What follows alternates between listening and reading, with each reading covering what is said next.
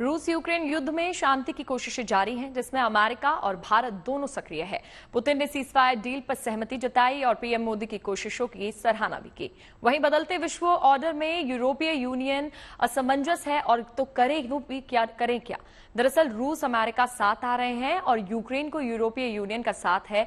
Ukraine America को साथ लिए भी नहीं चल सकता और ठीक वैसे ही यूरोपीय यूनियन बिना अमेरिका की मदद के रूस यूक्रेन जंग से पार नहीं पा सकते।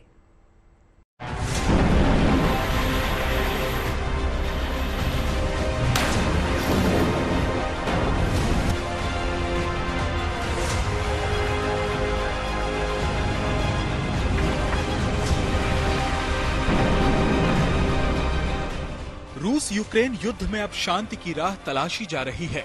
शांति पर बातचीत की कोशिशें जारी हैं और डोनाल्ड ट्रंप की लीडरशिप में अमेरिका इसका अगुवा बना हुआ है। युद्ध के 37 महीनों के बाद यूक्रेन और रूस शांति समझौता करने के लिए तैयार हो गए हैं। पुतिन और ज़ेलेंस्की दोनों की समझौते की शर्तें भी हैं। इन शर्तों पर भी बात होगी। अमेरिका मध्यस्थ बनेगा। रूस और यूक्रेन की शांति सिर्फ इन दो देशों के रिश्तों की बात नहीं है, इनमें बदलते वर्ल्ड ऑर्डर की झलक भी है। जब बाइडेन अमेरिका के राष्ट्रपति थे, तब ऐसा लग रहा था कि रूस और यूक्रेन की जंग विश्व युद्ध की ओर बढ़ रही है। पर अब ट्रंप के आने के बाद से शांति की संभावना दिख रही है। सबसे बड़ा बदलाव रूस और अमेरिका के रिश्तों में दिख रहा है। दोनों एक दूसरे की बातें सुन और समझने की कोशिश कर रहे हैं। रूस और अमेरिका का करीब आना दुनिया की शांति के लिए बड़ा कदम हो सकता है।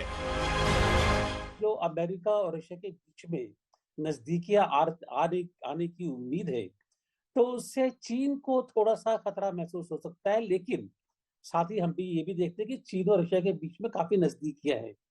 तो ये एक बड़ी इंटरेस्टिंग सिचुएशन हो गई है, जिसमें तीन महाशक्तियां हैं और तीनों महाशक्तियां एक दूसरे को अलग करने की कोशिश कर रही हैं और अपने नजदीक लाने की कोशिश कर रही हैं। तो ये सिचुएशन बड़ी इंटरेस्टिंग है। इसको देखिए आगे क्या होता है। जानकार मानते हैं ट्रंप असली बिजनेसमैन हैं। उन्हें रूस में बड़ा बाजार दिख रहा है और ये बाजार तभी उनके फायदे का होगा अगर रूस से संबंध ठीक रहें। इसका दूसरा फायदा ये है कि अमेरिका को यूरोपीय देशों के ऊपर अपर हैंड मिलेगा। ट्रंप के टैरिफ बढ़ाने के फैसले के बाद अमेरिका के खिलाफ यूरोप की गोलाबंदी शुरू हो गई है। रूस के अमेरिका के करीब जाने से इस गोलाबंदी को काफी हद तक अमेरिका बेअसर कर सकता है। अमेरिका और नेटो कंट्रीज का रिलेशन क्या है? उनका तो प्रॉब्लम वहां चल रही है। फ्रांस अमेरिका, जर्मन अमेरिका और बाकी कंट्री, इटली, बेल्जियम, ये कह रहे हैं कि ये अपने आर्मामेंट बेचने के लिए इन्होंने सारा ये गेम किया, को लोन देने के लिए और आर्मामेंट देने के, ताकि यूक्रेन को इसके से पैसे कमाए जाए।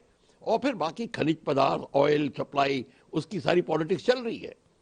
तो इस सारी गेम के अंदर ये देखा जा रहा था, अमेरिका सबका उल्लू सीधा करने की कोशिश कर रहा था, नेटो अपना फायदा उठाने की कोशिश कर रहे थे, यूक्रेन को अपने नेटो के सपने आ रहे थे और रशिया ने अपना एरिया गेन करना था।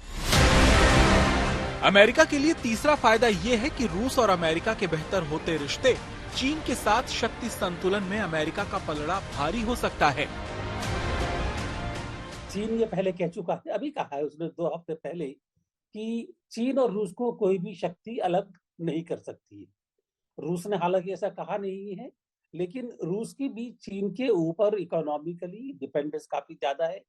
इसके अलावा अगर हम देखा जाए सामरिक दृष्टि से, तो रूस चीन के ऊपर काफी हद तक डिपेंड करता है आर्कटिक एरिया में शक्ति बढ़ाने के लिए। एक अभी भी समझा जाए तो, अगर देखा जाए तो रूस नहीं समझता है कि अमेरिका उसका बिल्कुल एकदम साथी बन जाएगा। उधर यूक्रेन के राष्ट्रपति ज़ेलेंस्की की व्हाइट हाउस में ट्रंप से मुलाकात में हॉट टॉक से यूरोपियन यूनियन असमंजस में पड़ गया। हालांकि अमेरिका सूत्रों से खबर है कि यूक्रेन के राष्ट्रपति ने अमेरिका से माफी मांग ली है। वहीं ट्रंप और ज़ेलेंस्की की मुलाकात के बाद यूक्रेन के समर्थन में यूरोपीय यूनियन एक साथ आया और अपनी आवाज बुलंद की। लेकिन यूरोप ये भी जानता है कि बिना अमेरिका की मदद के वो रूस यूक्रेन जंग से पार नहीं पा सकता।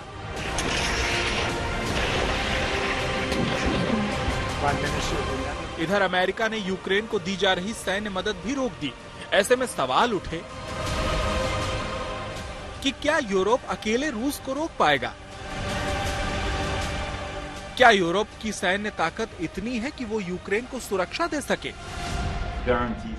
हालांकि जर्मनी, फ्रांस और ब्रिटेन जैसे देश यूक्रेन को मदद का भरोसा देते दिखे, लेकिन विशेषज्ञों का कहना है कि उनकी सैन्य ताकत अभी भी रूस के मुकाबले काफी कम है। इस मामले में ट्रंप शासन में अमेरिका पीस मेकर की भूमिका निभा रहा है। वैसे आज जो अमेरिका कर रहा है वो महीनों पहले से भारत कर रहा है। भारत काफी समय से यूक्रेन और रूस के बीच जंग खत्म कराने में जुटा है। पीएम मोदी ने इसके लिए दोनों देशों की यात्रा तक की। यही वजह है कि सीज फायर डील पर सहमत होने के बाद रूसी राष्ट्रपति ने पूरी दुनिया के सामने प्रधानमंत्री नरेंद्र मोदी को यूक्रेन संघर्ष पर ध्यान देने के लिए धन्यवाद दिया। पुतिन का ये आभार दुनिया को ये बताने के लिए काफी है कि हम जंग जैसे मुद्दों पर तटस्थ नहीं हैं, बल्कि शांति के पक्षधर हैं। Bureau report, good news today.